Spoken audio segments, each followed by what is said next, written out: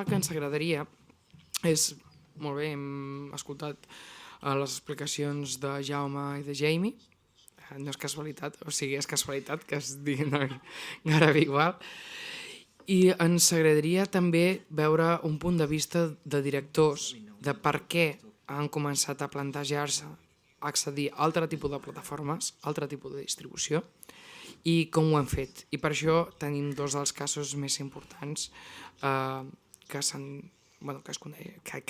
existeixen, que és Hanna, que és tot un referent.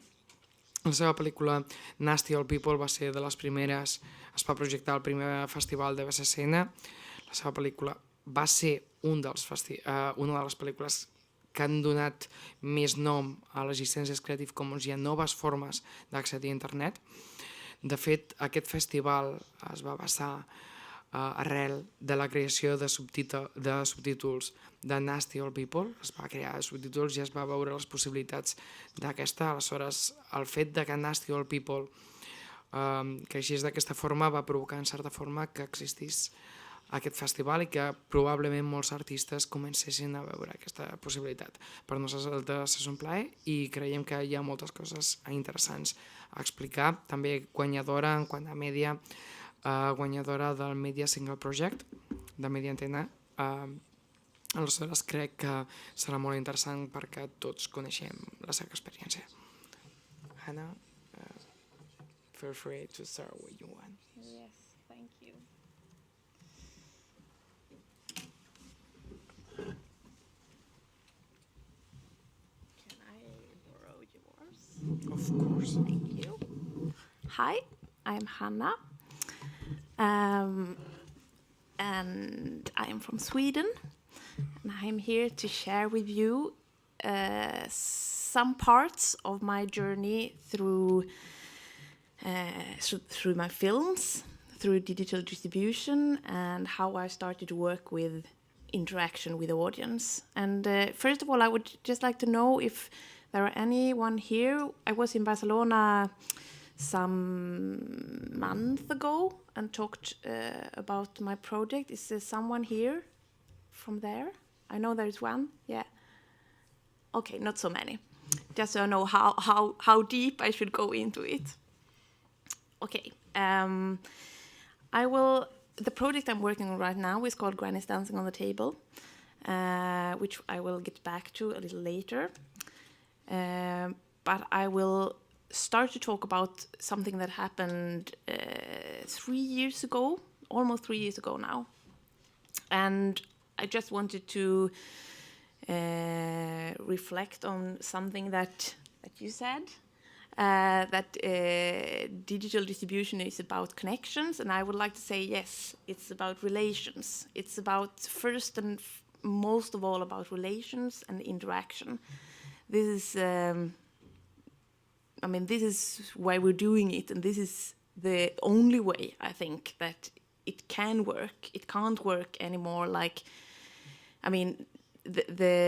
As we know, the platform for media that we have had before, where we have one platform communicates out to many people. Now the digital world works like many people communicate with each other. People share things with each other, and to be able to have this community of sharing, we have to think that it works like real relationships between people. Okay, but first of all, I would like to start with Nasty Old People. It was my first feature, and it started with me taking a private bank loan of 10,000 euros and gather my friends to make a movie. And we worked together for quite a long time to shoot the movie, and without have any other support from any place, we managed to shoot everything. And when we came to the post-production, we got some development money, but we managed to finish it we kept all the rights ourselves for the movie. So when it was finished, we decided to go online and released it with the Creative Commons license on the front page of the Pirate Bay. And this the days after the release was totally crazy because, just like you said, Jamie, there was thousands of people that downloaded the movie immediately, but also started to interact with us, wrote emails, translated the subtitles, and the first subtitles that we ever got was from one of the founders of this festival, Martin Vives. It came 2 days after the release on the Pirate Bay.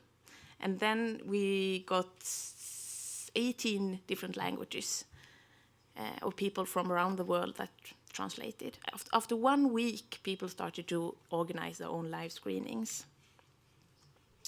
And this was kind of the part that surprised me the most, I think, because when we released on the internet, I was thinking that, yeah, okay, it's on the internet. People, the online audience will see it, but it will not make it to the cinema. But after 1 week, I got an email from a guy in Vladivostok in Russia who said that I want to screen this movie tonight. And this movie is going to be screened in a cinema tonight in Vladivostok. And that was like, I was okay. It was amazing in many different levels because it was amazing that it reached all the way to Vladivostok, of course, but also that people want to gather in a place, in a live place, in a cinema to see the movie. And the audience took the movie to many places themselves, to live screenings in clubs, in cinema clubs, in independent cinemas, culture houses, and because I think that we are like that as humans. We want to gather. That's why also we go to festivals. We want to come together and see the movie. So my experience from what happened with Nasty Old People, which was kind of chaotic. There was no real strategy. We put it on the Pirate Bay. Everything that happened as an effect of the Pirate Bay. We didn't plan the steps. But the kind of, as I have written here, the steps for the movie was, it started on the internet on the Pirate Bay. Then it came to different live screenings organized by audience. It came to festivals. It came to cinema, independent cinema. It wasn't like a distributor that distributed it. It was like the cinema that contacted me and wanted to show the movie. Swedish television bought the film 1 year after the distribution on the Pirate Bay. We had a small DVD release, which was we printed DVDs and sent to people that asked us. So we took care of the DVD distribution ourselves. And finally, it ended up on YouTube. Some from the audience actually put it on the YouTube. I didn't do it myself. So it like the circle was closed from the Pirate Bay to YouTube. And for me, this also shows that it's not as it is today. You all know that it's supposed to start with cinema, and then it goes to DVD, and it goes online to TV, and then online, and so on. This chain of distribution. But for me, this shows that it could very well work many other ways, and I am convinced that the best way would be if all the platforms could work together directly from day one, like what we call day and date release, because then it would be all the platform would gain synergy effect from each other. And then I wanted to share with you a little bit about the good things about going digital that is not really connected to, I mean, of course it's because we want to reach the audience, but there are many other things going on because internet is an interactive place. I mean, people interact on it. For example, I can give you, when we released it on the Pirate Bay, I got hundreds and hundreds of emails and comments and people interacting in many ways. When we showed it on TV, I got 2 people interacting. 2 people that came to me and wrote something on either Facebook or email or something like that, which is, of course, because TV is not interactive in that way. That doesn't say that it's something, I mean, there is no I don't say that one thing is better than the other, but when it comes to interaction, of course, internet is much better. So I would say that through internet, we have the possibility to find a specific audience that even if it's a very small movie, there are people in every country, even if it's a small group in every country, that could be interested in watching a specific movie. So for example, someone is interested in diving or opera or whatever, you could target a group on the internet to find exactly people interested in diving and make them see the movie instead of just like expecting everybody to be interested. And of course you have the contribution part. Through internet you can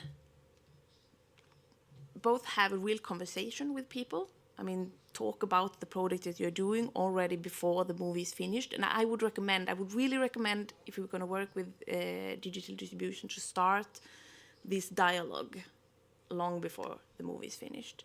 Because when the movie is already, I mean, of course, it's possible to do it when the movie is finished also, but if you start the dialogue and if you make people help you, if you ask for help and make people contribute to the project before, then you already have some dedicated people that will help you spread the movie online later on.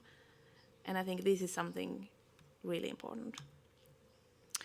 And from this, of course, you get the engagement, because you can find a bigger audience because you can find specific target audience in many places. You can get dedicated people who have been involved and contributed and helped you with things. And you can get feedback also. Do people understand? Is it clear enough? Do I have to change something? It can affect the creative process that you can make a better work, actually. And I would also say that engaged people pay more money in the end.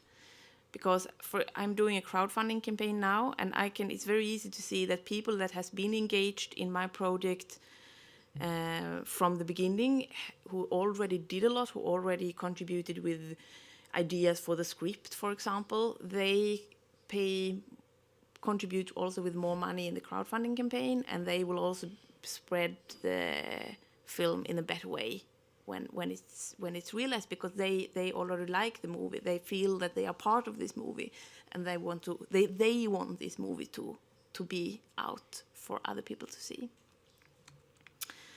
And how are we, for me, when I'm thinking about how to be able to have a good online distribution or online community, online interaction, and so on, I'm thinking that Creative Commons is a fantastic way, because, when we released Nasty Old People, I knew that if we don't have Creative Commons on the movie, people will,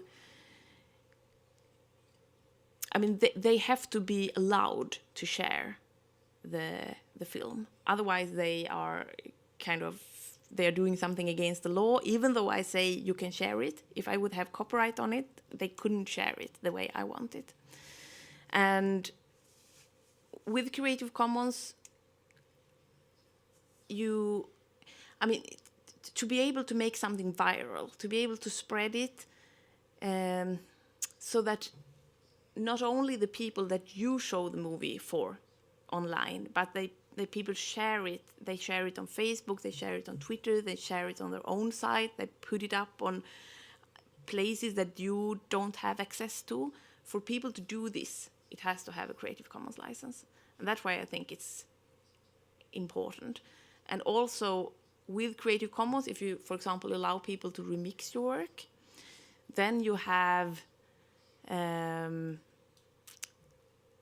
people feel that you are not so protective about your film.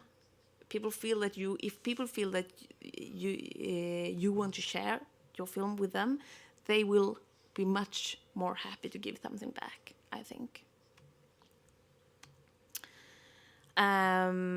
So basically, I think what's crucial is to let go of control. Not all control, but some of it.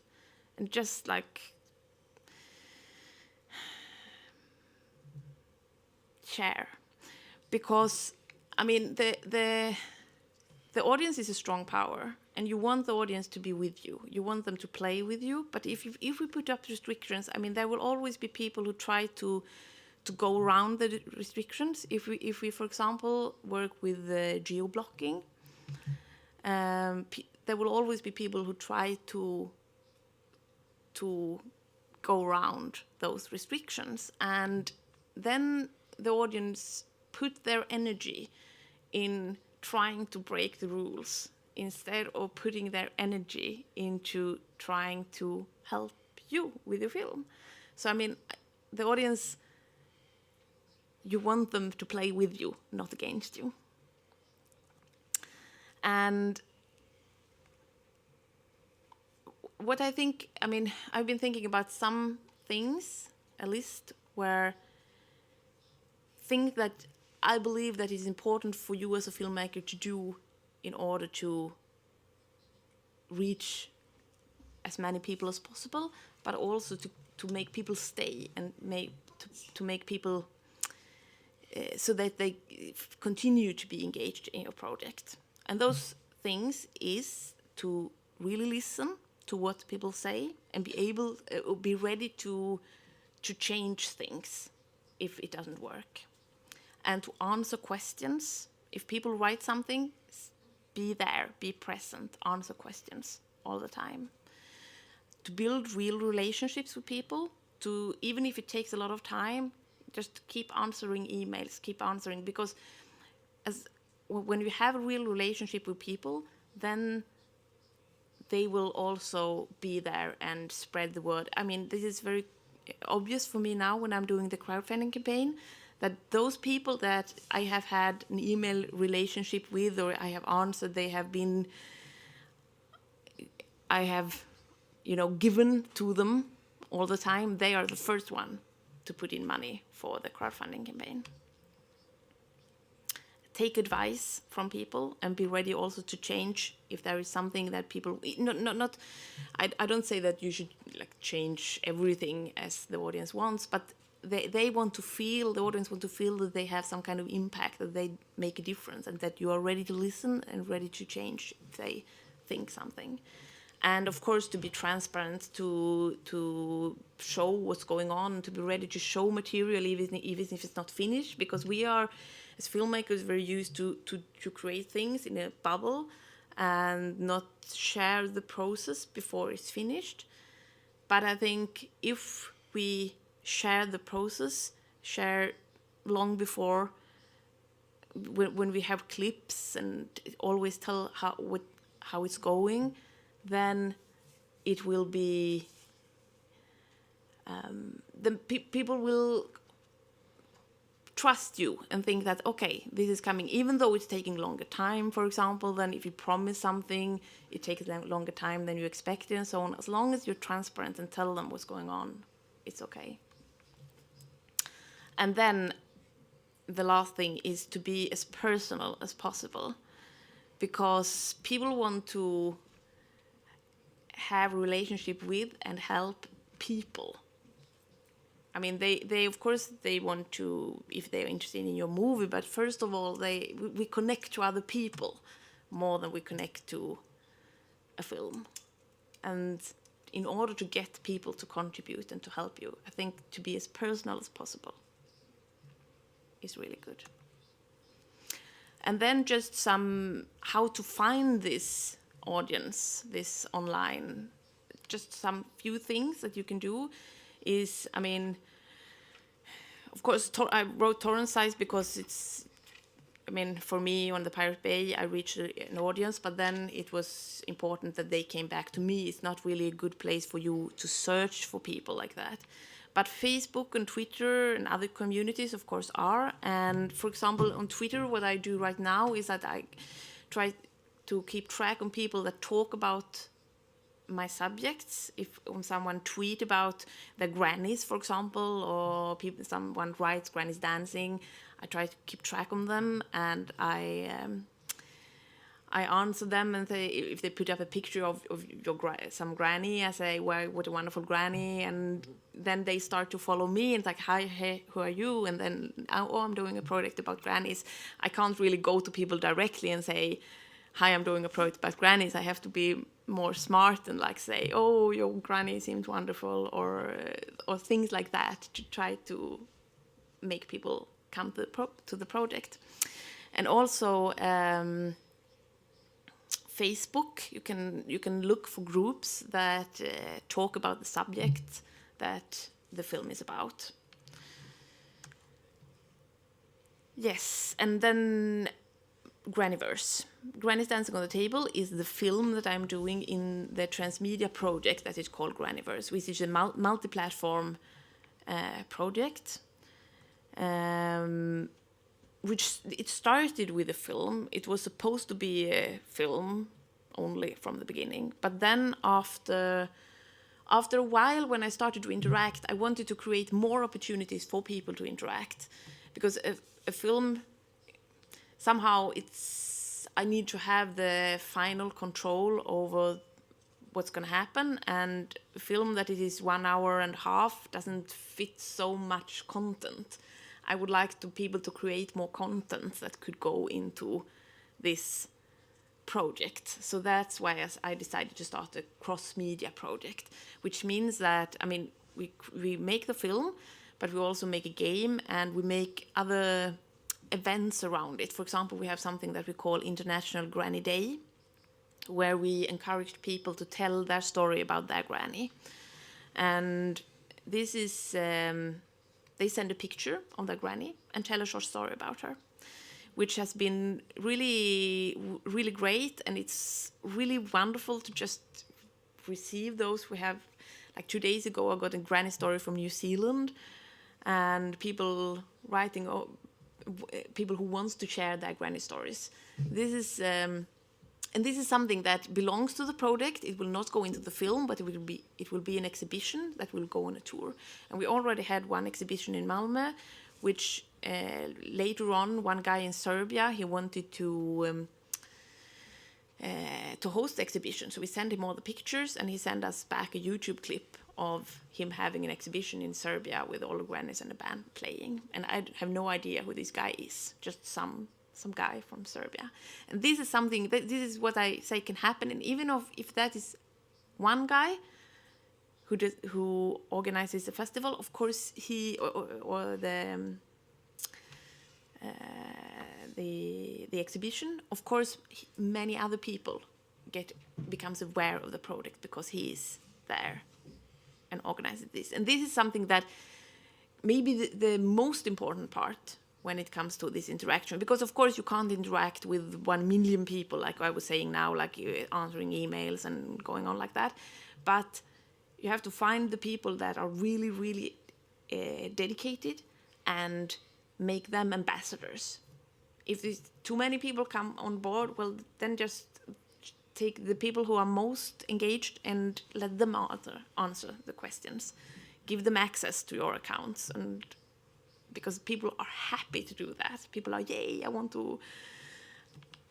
to be part, and I want to sit here on the other side of the globe and answer be responsible for your Twitter account, for example. And this is also this level of engagement where you often say that 1% of the audience will be the ones who does this huge amount of contribution, like for example translate subtitles, or in this case organize an exhibition, remix and so on. And then we have the 9% that is like in between, maybe the one who share the granny story or something like that, which doesn't take so much effort. And then you have the 90%, which is the people who will watch the film at the end, even if it's a cinema or if it's online and so on. And then you might ask, why do all this work to just get the 1 and the 9% that contributes? And this is because behind, if you have one of those 1%ers, they will drag with them the other 99%. You know what I mean? Because and the same with those in the middle, those 9%ers will also drag everyone in the middle of the scale will drag 9 people with them. Because they talk about the project and they get engaged, so they want other people to come on board. Then we come to the money part, because of course this way, as where I started with Nasty Old People, a bank loan of 10,000 euros, people donated money so I could pay the bank loan for Nasty Old People, but I didn't make any money out of it. It was like, I also, because I had a PayPal account on my web page, I put it on the Pirate Bay and I tried to make people go to my web page, and there I had a PayPal account and people paid 10,000 euros. I could pay the bank loan. But this is, of course, not, I couldn't do that for every film in my life. I would be very, very poor. So now for Granny, so far what we have development money from Swedish Film Institute and the Regional Film Fund. We have media money, development money from Media Desk. And we are working with a crowdfunding campaign right now. I can just show you the on Kickstarter, looking like this, which you can, there is a video also where I explain about the project, you can watch later.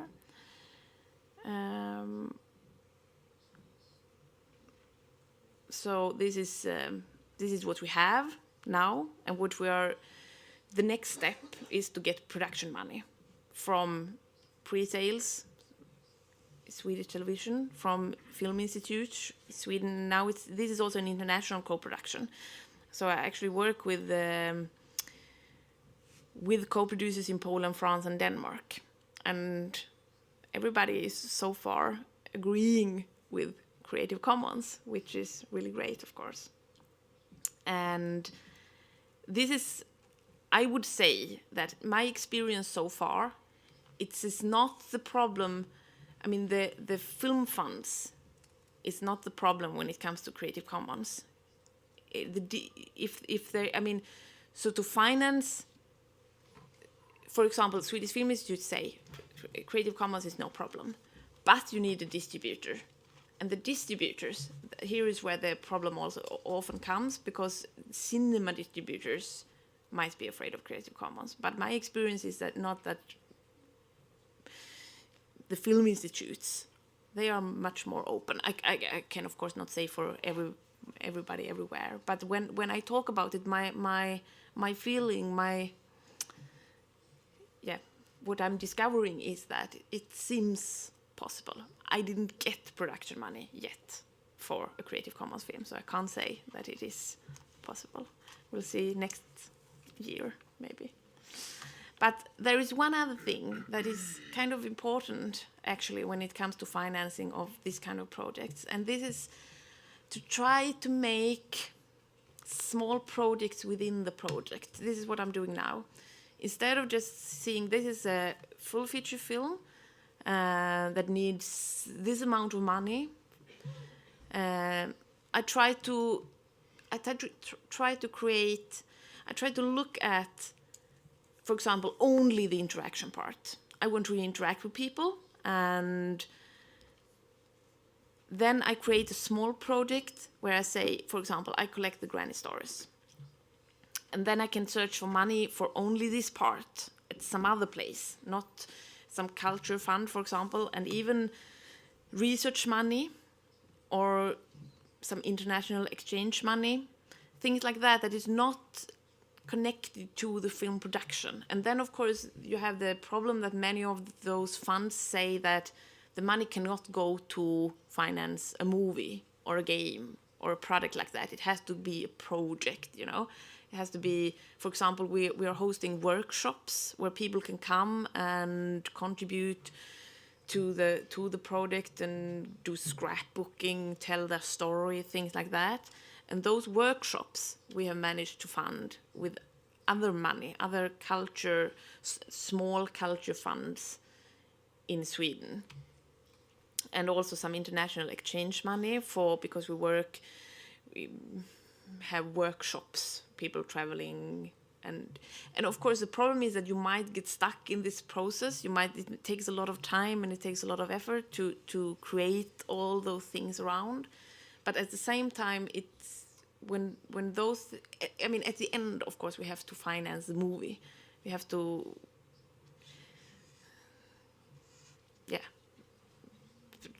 you know, let's see what happens with that, if we get the funding or not.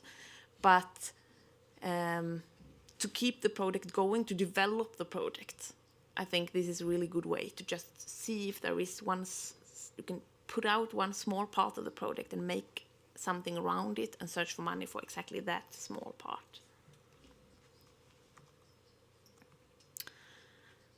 That seems to be the last one. So thank you.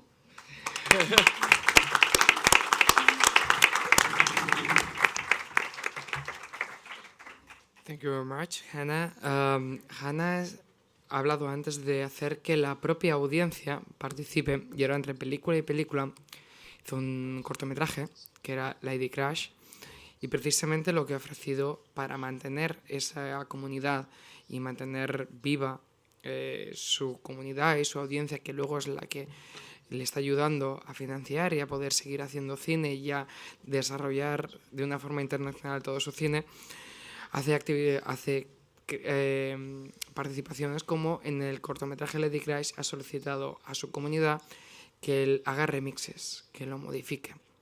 Entonces, después, más tarde, a las 8:30, justo después del cortometraje de Joan Carles Martorell, Plena Mar, nos mostrará ese cortometraje, además de los remixes que ha hecho la propia comunidad en Internet. Por lo tanto, nos quedamos, si tenemos luego más preguntas al final, pero el ganar la audiencia, el ganar, hacerlos partícipes de nuestra película, que juegue con nosotros, que no sean solo meros espectadores, porque si nosotros estamos más tiempo bloqueando que entren, luego más difícil será que puedan entrar a jugar con nosotros. Me parece uno de estos juegos, precisamente serán los que veremos después con Lady Crash y los remixes, es juegos, gamings.